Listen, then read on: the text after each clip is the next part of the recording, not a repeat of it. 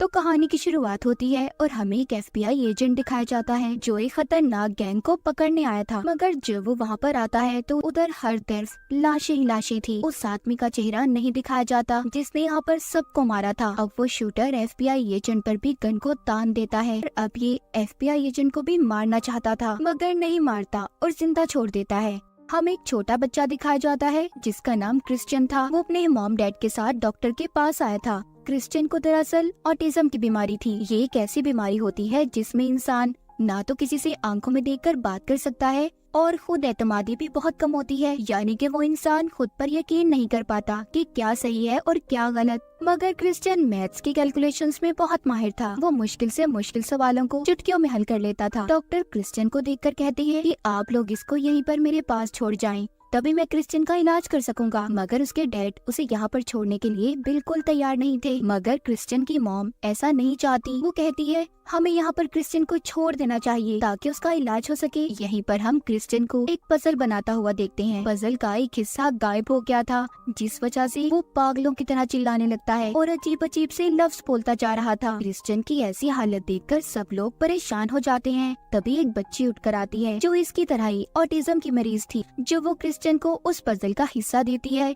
तो उसे लेकर वो सुकून में आ जाता है। क्रिश्चियन की एक और खासियत थी, वो जिस भी काम को शुरू करता जब तक वो उसे पूरा न कर ले उसे सुकून नहीं मिलता था। और इसी तरह वक्त गुजरता रहता है। अब बड़ा हो जाता है और एक बहुत ही बेहतरीन अकाउंटेंट बन चुका था। उसके पास एक बूढ़ा कपल बैठे थे क्योंकि वो काफी मुसीबत में थे। उनकी फाइनेंशियल कंडीशन कुछ अच्छी नहीं थी और उन्हें बहुत सा टैक्स देना था। क्रिश्चियन उन्हें यहाँ पर एक तरीका बताता है जिससे उन्हें बहुत कम टैक्स देना पड़ता है। वो दोनों बहुत खुश हो गए थे और क्रिश्चियन को अपने घर आने की दावत देते हैं। कहते हैं हमारा फार्म बहुत बड़ा है तो तुम वहाँ पर आना, तुम्हें बहुत मजा आएगा। वहाँ पर लोग ज्यादातर गन प्रैक्टिस करने आते हैं, तुम भी आना। इतना कहकर वो वहाँ से चले गए थे। और अब हमें FBI का हेड दिखाया जाता है जिसके पास एक लड़की आती है। उसका नाम मेडिना था। वो हेड के पास जॉब के लिए आई थी। हेड उससे कहता है तुम्हारे बारे में मैंने पढ़ा है, तुम काफी अच्छी हो, जहाँ पर भी तुमने काम किया बहुत अच्छा किया है। अब वो मेडिना से उसके क्रिमिनल्स जुर्मों के रिकॉर्ड के बारे में पूछता है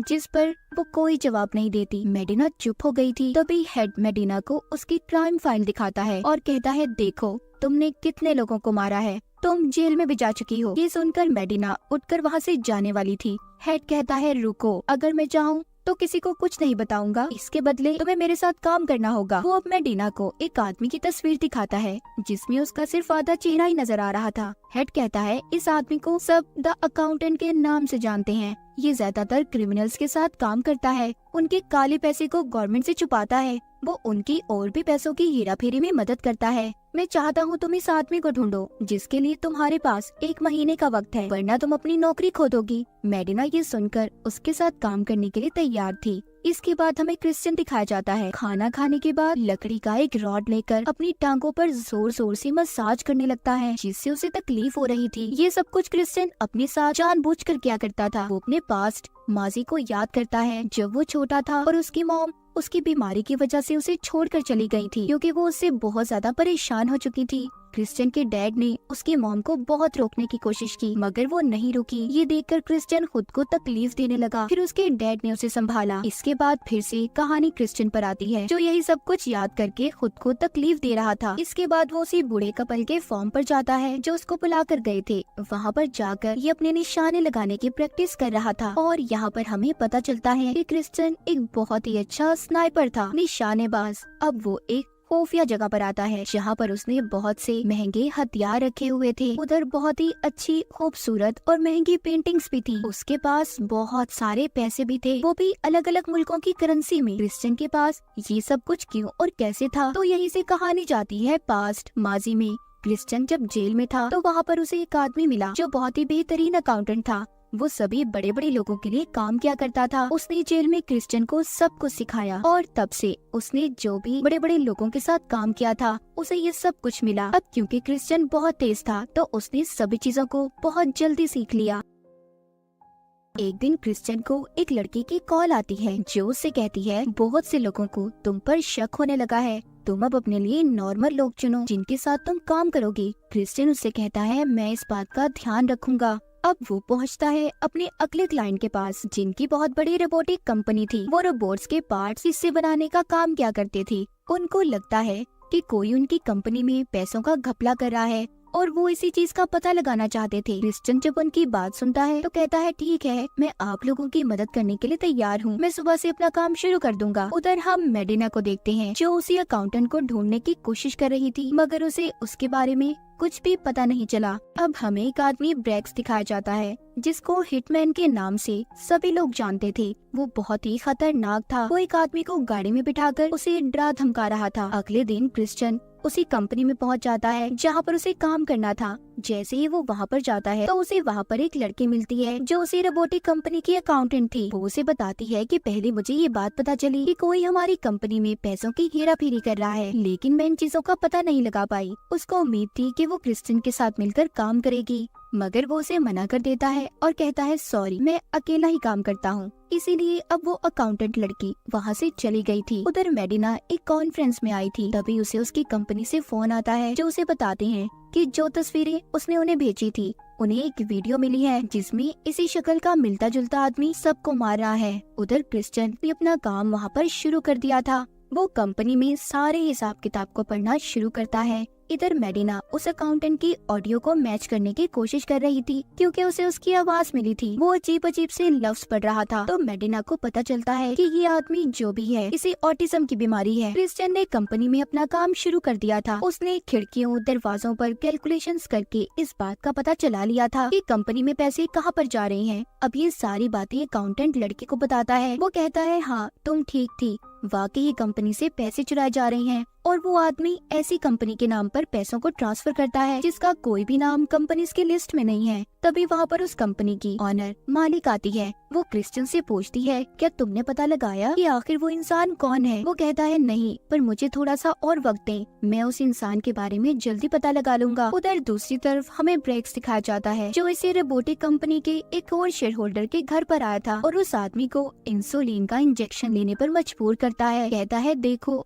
अगर तुमने इस इंजेक्शन को नहीं लगाया तो मैं तुम्हें मार दूंगा, जिसके बाद तुम्हारी बीवी को इंश्योरेंस के कोई पैसे नहीं मिलेंगे। अगर तुमने अपनी जान खुद ली तो तुम्हारी बीवी को बहुत सारे पैसे मिलेंगे। वो आदमी ब्रेक से डरकर खुद को इंजेक्शन लगा लेता है, जिसके बाद उस आदमी की मौत हो गई थी। अगली सुबह जब क्रिश्चियन कंपनी में आता है तो देखता है कि कोई उसकी की हुई सारी कैलकुलेशंस को मिटा रहा था। तभी यहाँ पर इस कंपनी का वही शेयर होल्डर आता है जो क्रिश्चियन को इस कंपनी में लाया था और कहता है हमारे एक शेयर होल्डर ने खुद की जान ले ली है। हमें लगता है कि वही कंपनी से पैसे चुरा रहा था। तो केस साफ है, हल हो गया। तो अब तुम्हारा कोई काम नहीं, तुम अपनी फीस लो और यहाँ से जा सकते हो। मगर क्रिश्चियन को हर काम पूरा करने की आदत थी। वो उस कंपनी के शेयर होल्डर को बहुत समझाता है मगर वो नहीं मानता और इसलिए क्रिश्चियन अब अपने घर वापस आ गया था। जिसके बाद थोड़ी देर बाद वो अपनी गाड़ी लेकर चला गया था। तभी हम देख पाते हैं उसका पीछा एक दूसरी गाड़ी कर रही थी। क्रिश्चियन उसी फॉर्म पर आता है जहाँ पर वो गन चलाने की प्रैक्टिस क्या करता था। यहीं से उसे अपने माजी की कुछ बातें याद आती हैं कि जब वो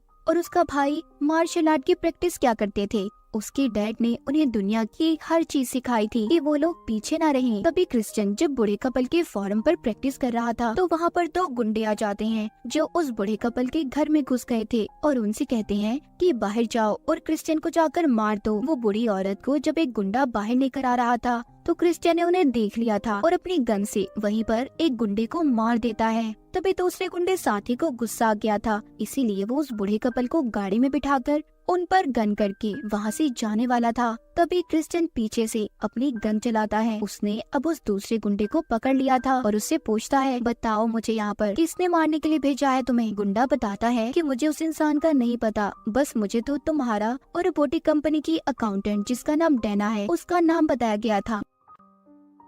जैसे ही क्रिश्चियन डैना के बारे में सुनता है तो उसे बचाने के लिए निकल जाता है। उधर डैना जो कि होटल में अपने कमरे में जा रही थी, उसके चारों तरफ लोग थे जो बस अब उसे मारना चाहते थे। मगर क्रिश्चियन भी वहाँ पर पहुँच गया था। वो आहिस्ता आहिस्ता सीढ़ियों से ऊपर आ रहा था। अब कमरे में एक आदमी डैना पर हमला कर देता है, मगर डैना उस पर वार करती है। वो चूल्हे के स्टैंड को उसके मुंह पर देकर मारती है और जाकर वॉशरूम में छुप गई थी। इससे पहले वो आदमी उसे मारता, वहाँ पर क्रिश्चियन आ गया था। वो एक के बाद एक सभी को बहुत बुरी तरह मार रहा था। सबको उसने वहाँ पर खत्म कर दिया। अब वो डैना को बचाकर वहीं पर अपनी उसी खुफिया जगह पर ले आता है जहाँ पर उसने सब कुछ रखा हुआ था। डैना जब सब कुछ देखती है तो हैरान हो जाती है। वो सोचती है कि एक अकाउंटेंट के पास इतना सब कुछ कैसे हो सकता है, मगर वो इस बात को नहीं जानती थी कि क्रिश्चियन दुनिया के सबसे बड़े क्रिमिनल्स के लिए काम किया करता था। डैना को ये सब कुछ देखकर इतना तो यकीन हो गया था कि वो एक ट्रेंड आदमी है। उधर मेडिना को एजेंसी की कॉल आती है जो उस आदमी के बारे में बताते हैं कि वो दिमागी तौर पर भी बीमार है। जिसके बाद क्रिश्चियन भी अब डैना को एक होटल में ले आया था। वो उससे पूछती है कि तुमने ये सब कुछ कैसे सीखा और किस तरह। वो बताता है कि मेरे डैड ने बचपन से ही मुझे सब कुछ सिखाया था ताकि मैं खुद को किसी भी मुसीबत से बचा सकूं। मगर मैं ऑटिज्म का मरीज हूँ, मैं खुद को सोशलाइज नहीं कर पाता, यानी कि मैं लोगों के साथ मिलजुल कर नहीं रह सकता। ये सब बातें सुनने के बाद डैना भी उसे अपने बारे में बताती है। क्रिश्चियन अब यहाँ पर उसी रोबोटिक कंपनी के बारे में बात करता है और कहता है जिसने भी कंपनी में घपला किया उसने फिर से उन्हीं पैसों से कंपनी के शेयर्स को खरीद लिया, जिसके बाद फिर से वो कंपनी प्रॉफिट मुनाफे में जाने लगी और ये एक तरीका था ब्लैक मनी को वाइट करने का। जिसके बाद क्रिश्चियन रोबोटिक कंपनी के एक और शेयर होल्डर के घर पर जाता है। उसने उसके घर से ब्रेक्स को निकलते हुए देखा था। जब वो शेयर होल्डर के घर जाता है तो उसे पता चलता है ब्रेक्स उसे मारकर चला गया है। वो सबको ऐसे क्यों मार रहा था ये हमें कहानी में आगे जाकर पता चलेगा। दूसरी तरफ मेडिना को भी अब उस अकाउंटेंट के बारे में पता चलता है जिसका नाम कोई और नहीं बल्कि हमारा क्रिश्चियन ही था। उसने अपनी बहुत छोटी सी प्रोफाइल बनाई हुई थी जिसमें लिखा था कि वो छोटी मोटी कंपनीज के साथ मिलकर काम करता है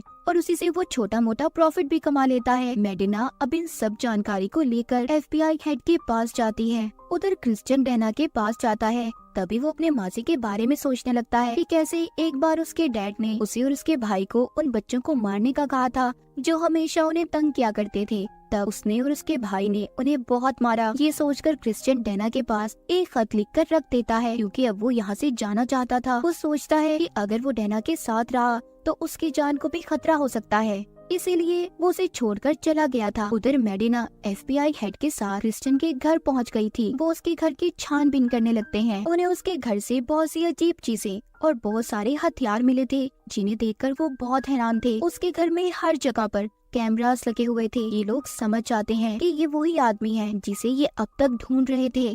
उधर ब्रेक्स उसी रोबोटिक कंपनी के शेयर होल्डर से मिलता है जिसने क्रिश्चियन को भी उस कंपनी में काम करने बुलाया था। यहाँ पर हमें पता चलता है अब तक जितने भी शेयर होल्डर्स मर रहे थे उन्हें इस कंपनी का ये शेयर होल्डर मरवा रहा था ताकि फिर ये एक अकेला मालिक बन सके और ये सारे काम इसके ब्रेक्स कर रहा था। उधर FBI के हेड ने सभी लोगों को क्रिश्चियन के घर से बाहर निकाल दिया था। अंदर सिर्फ वो और मेडिना बचे थे। हेड मेडिना से पूछता है तुमने इतने सारे लोगों को क्यों मारा था। वो बताती है कि उन लोगों ने मेरी बहन को जबरदस्ती नशा बेचने की कोशिश की जिस वजह से मुझे गुस्सा आ गया और मैंने उन्हें मार दिया। बाद में मुझे जेल में भी भेजा गया। मेडिना पूछती है कि तुम इस अकाउंटेंट के पीछे क्यों पड़े हो। वो कहता है जिस लड़ाई की वीडियो तुम्हारे पास है उस लड़ाई में मैं भी था। मैं एक बहुत बड़ी गैंग को पकड़ने गया मगर उस अकाउंटेंट ने वहाँ पर आकर सबको मार दिया। जब उसने मेरी तरफ गन की और मुझे मारने से पहले उसने मुझसे पूछा क्या मैं एक अच्छा डैड हूँ। मैंने कहा हाँ। मैंने हाँ बोल दिया जिसके बाद उसने मुझे छोड़ दिया। मैं उसका चेहरा नहीं देख पाया था। ये वही सीन था जो हमने कहानी के शुरू में देखा था। फिर एक दिन मुझे एक लड़की की कॉल आई। उसने मुझे बड़े बड़े क्रिमिनल्स के बारे में बताया। एक के बाद एक मैं केस को सुलझाने लगा और ये वही लड़की थी जो क्रिश्चियन यानी कि द अकाउंटेंट से भी बात किया करती थी। मैं इसीलिए इसे ढूंढना चाहता था। फिर मुझे एक आदमी के बारे में पता चला जो बहुत ही खतरनाक लोगों के साथ काम किया करता था। वो भी एक बहुत ही बड़ा अकाउंटेंट था और ये वही आदमी था जो क्रिश्चियन को जेल में मिला था। उस आदमी को रिहाई तो मिल गई मगर उन लोगों ने उसे पकड़कर मार दिया जिन खतरनाक लोगों के लिए वो काम किया करता था। जब क्रिश्चियन को इस बारे में पता चला तो वो जेल से भाग आया और उसने फिर उन सभी को मार दिया। यानी कि जो सारा सीन हमने कहानी के शुरू में देखा था वो क्रिश्चियन ही था जो उस गैंग को मार रहा था क्योंकि उस गैंग ने उसके बहुत अच्छे दोस्त को मार दिया था जो उसे जेल में मिला था। मेडिना पूछती है वो जेल में क्यों गया। हेड बताता है कि अब तक मुझे जो उसके बारे में पता चला है, जब उसकी मॉम ने उन्हें छोड़कर दूसरी शादी कर ली, कुछ वक्त के बाद उनकी मौत हो गई। क्रिश्चियन जब अपनी मॉम के फ्यूनरल पर गया तो वहाँ पर उसके सौतेले डैड ने उसे जाने का कहा। इस बात पर उसे बहुत गुस्सा आ गया, जिस वजह से उसकी लड़ाई हो गई। वहाँ पर गार्ड आ गया और जब उसने क्रिश्चियन पर गोली चलाने की कोशिश की तो उसके आगे क्रिश्चियन के डैड आ गए, जिन्हें गोली लग गई और वो वहीं पर मर गए। उनकी मौत का जिम्मा भी क्रिश्चियन पर आ गया, इसी वजह से वो जेल में गया था। मेडिना कहती है खैर मुझे समझ नहीं आ रहा ये सब बातें तुम मुझे क्यों बता रहे हो। हेड कहता है मैं बहुत जल्दी रिटायर्ड होने वाला हूँ और मैं चाहता हूँ बाद में तुम उस लड़की से बात करो और फिर तुम्हें ही सभी केसेस को सुलझाना होगा। मुझे तुम पर भरोसा है, तुम एक अच्छी FBI एजेंट बन सकती हो। तभी क्रिश्चियन के घर का फोन बजता है। मेडिना जब उस फोन को उठाती है तो उसी लड़की की कॉल थी। वो रोबोटिक कंपनी के बारे में बता रही थी जो बहुत सारे पैसों का घपला कर रहे थे और अब मेडिना इस केस की छानबीन करने के लिए तैयार थी। उधर दूसरी तरफ क्रिश्चियन को भी सब कुछ पता चल गया था उस रोबोटिक कंपनी के शेयर होल्डर के बारे में, जिसने बाकी के शेयर होल्डर्स को मरवा दिया था। वो अब उसके घर पहुंच जाता है। वहाँ पर जाकर वो सबको मार रहा था, लेकिन वहाँ पर पहले से ब्रेक्स और उसके साथी मौजूद थे। क्रिश्चियन के पास गन थी, वो गोलियां चलाकर सबको मार रहा था। ये भी क्रिश्चियन पर गोलियां चलाते हैं, मगर उसे मारना इतना आसान नहीं था, इसीलिए वो छुपते छुपाते सभी को एक एक करके मार रहा था। ये सब कुछ ब्रेक्स बैठा स्क्रीन पर देखता है कि क्रिश्चियन घर के अंदर आ चुका है। तभी वो एक जगह पर बैठकर कुछ पढ़ने लगा था। ये देखकर ब्रेक्स को पता चल गया था कि ये सब कुछ तो उसका भाई किया करता था। ब्रेक्स को ये बात समझ आ गई थी कि क्रिश्चियन उसका भाई है, क्योंकि कई सालों से ये दोनों आपस में नहीं मिले थे। अब वो जल्दी से बाहर आता है और अपने आदमियों को गोलियां चलाने से मना करता है। कहता है स्टॉप, रुक जाओ, मगर जब वो नहीं रुकते तो ब्रेक्स अपने ही एक आदमी को मार देता है। फिर वो अब क्रिश्चियन को मारता है क्योंकि उसे उस पर बहुत गुस्सा था। वो उसे कहता है तुम्हारी वजह से मैंने अपना सब कुछ खो दिया, अपने मॉम डैड। क्रिश्चियन उसे कुछ भी नहीं कह रहा था क्योंकि वो जानता था कि उसका भाई उससे बहुत नाराज है। क्रिश्चियन अपने भाई को बहुत रोक रहा था, मगर वो नहीं रुकता और इसी वजह से अब वो उसे मारता है। वो दोनों एक जगह पर बैठ गए थे।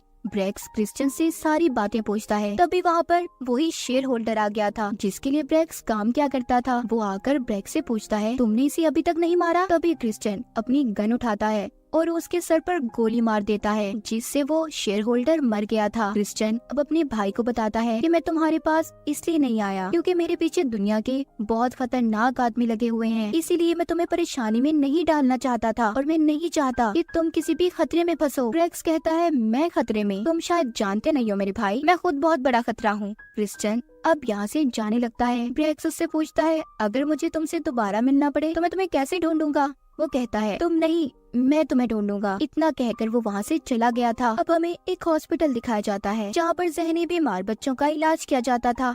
यहाँ पर एक नया बच्चा आया था, उसे भी ऑटिज्म की बीमारी थी। अब वो बच्चा एक कमरे में जाता है जहाँ पर उसे एक लड़की नजर आती है और ये वही लड़की थी जिसने बचपन में क्रिश्चियन को पजल का टुकड़ा उठा कर दिया था। वो बड़ी हो चुकी थी। ये वही जगह थी जहाँ पर क्रिश्चियन अपने पैसे दिया करता था ताकि बीमार बच्चों का इलाज हो सके। यहाँ पर हम उस लड़की के डैड को देखते हैं जो कि डॉक्टर थी, जो क्रिश्चियन का इलाज भी करना चाहते थे, मगर उसके डैड की वजह से वो नहीं कर पाए। वो वहाँ पर कुछ लोगों को अपनी बेटी के बारे में बता रहे थे कि वो बोल नहीं पाती, इसीलिए एक सॉफ्टवेयर उसके लिए काम करता है। वो उसके जरिए किसी भी दूसरे को अपनी बात समझा सकती है और ये वही लड़की थी जो अब तक सब कुछ FBI के हेड को बताया करती थी। इस लड़की का दिमाग बहुत तेज था। ये बैठकर कंप्यूटर पर काम करती और सभी क्रिमिनल्स के बारे में पता करती। उनका सारा डाटा ये FBI के हेड को दिया करती थी और साथ ही क्रिश्चियन को भी उन क्रिमिनल्स के बारे में बताया करती। कहानी के आखिर में हम डैना को देखते हैं। उसे एक कोरियर मिला था जिसमें एक बहुत ही खूबसूरत पेंटिंग थी और ये वही पेंटिंग थी जो डैना ने क्रिश्चियन के पास देखी थी। इसे वो पेंटिंग बहुत पसंद आई थी, तो अब क्रिश्चियन ने इसे ये पेंटिंग भिजवा दी थी एक तोहफे के तौर पर। दूसरी तरफ क्रिश्चियन जो कि अब अपनी गाड़ी के साथ अपना सारा सामान लेकर ये टाउन छोड़कर जा रहा था क्योंकि उसके बारे में अब सबको सब कुछ पता चल गया था। क्रिश्चियन अपने बारे में ये सब कुछ किसी को भी कभी भी नहीं बताना चाहता था और इसी के साथ इस मूवी की कहानी यहीं पर खत्म हो जाती है।